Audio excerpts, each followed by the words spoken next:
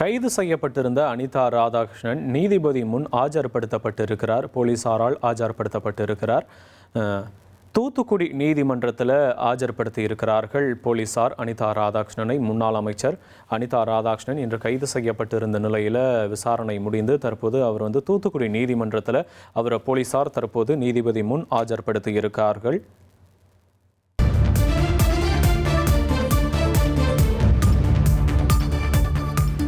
கூடுதல் விவரங்களோடு இணைகிறார் செய்தியாளர் ராமசுந்தரம். வணக்கம். தற்போது அனிதா ராதாகிருஷ்ணன் ஆஜர்படுத்தப்பட்டிருக்கிறார். தொடர்பான கூடுதல் விவரங்கள். தூத்துக்குடி மாவட்டம் ஆத்தூர் காவல் நிலையத்தில் பதிவு செய்யப்பட்ட வழக்கு தொடர்பாக தற்போது முன்னாள் அமைச்சர் அனிதா ராதாகிருஷ்ணன் மருத்துவ பரிசோதனை முடிக்கப்பட்டு திருச்செந்தூர் நீதிமன்றத்தினுடைய குடியிருப்பில் இருக்கக்கூடிய மேஜிஸ்ட்ரேட் முன்னிலையில் ஆஜர்படுத்தப்பட்டிருக்கிறார். அவர் நீதிபதி முன்பு ஆஜர்படுத்தப்பட்டு அதற்கான ஆவணங்கள், அதாவது இந்த வழக்கு தொடர்பான ஆவணங்கள் நீதிபதி முன்னாடி சமர்ப்பிக்கப்பட்டிருக்கிறது. திமுக தரப்பு வழக்கறிஞர்களும் அனிதா ராதாகிருஷ்ணன் தரப்பு வழக்கறிஞரும் அரசு வழக்கறிஞர்களும் அதிக அளவில் குவிந்திருப்பதால போலீஸ் பாதுகாப்பும் போடப்பட்டிருக்கிறது.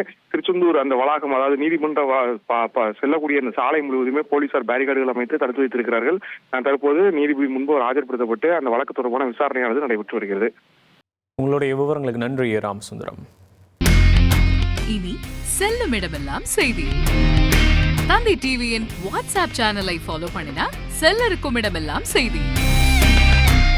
இதோ QR கோட் இப்பவே ஸ்கேன் பண்ணுங்க, ஃபாலோ பண்ணுங்க.